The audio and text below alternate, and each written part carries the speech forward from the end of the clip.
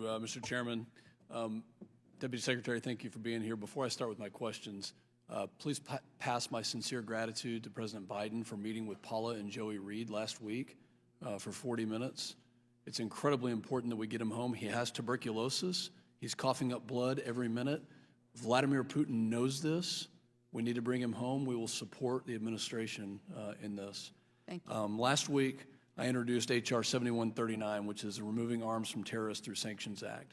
This legislation would codify the previous administration's executive order, which basically implemented sanctions designed to prohibit rogue states from transferring weapons to Iran.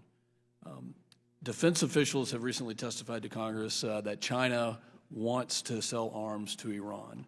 And under the sunsets of the 2015 deal, the UN arms embargo has expired as of October of 2020.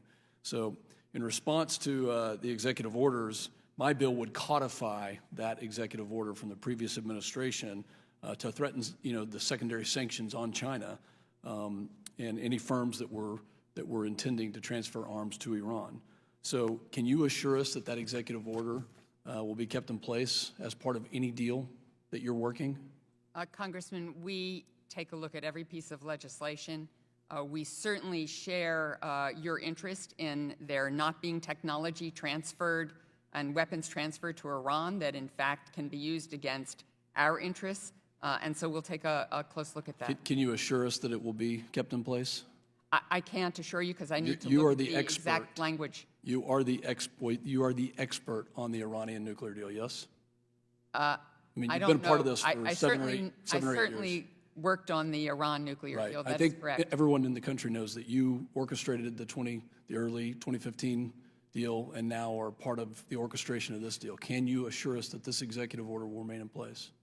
Congressman, I need to look at the executive order. I need to look at your language. Mr. Chairman, I would respectfully urge this committee to bring this forward. I mean, if we're serious about deterring Iran and therefore any rogue actors like China, we would also consider this. I mean, it's very disappointing that you don't know what the language is of that. And I have serious questions about this deal in general. I think we're in glove-save land right now, and extremely disappointing that you're not able to comment on that deal and on that on the efficacy of whether or not that executive order should remain within the deal that you are negotiating. Shifting gears to energy security, and given the importance of the Indo-Pacific, and especially knowing what our national security strategy says, what can you tell me about what the strategy is for the administration to ensure that products like LNG get to our partners and allies? I think it's very important that we help our partners and allies through this energy crisis. The President, as I just noted a moment ago, has done an unprecedented release from the Strategic Petroleum Reserve and gotten countries all over the world to match our efforts so that we can help consumers everywhere, and particularly in our own country, of course, to lower these gas prices. So I think this is something we all are working on collectively in a bipartisan fashion. It's quite critical. Do you believe that the oil and gas executives are price gouging Americans? Congressman, I'm not knowledgeable enough to make that determination. Well, your comments on the SPR indicate that you are. I am not an expert in this arena. Okay. Well, that's good to know. We've had a lot of discussions on energy security in this hearing, and across the hall there's another hearing where that's being suggested. Under just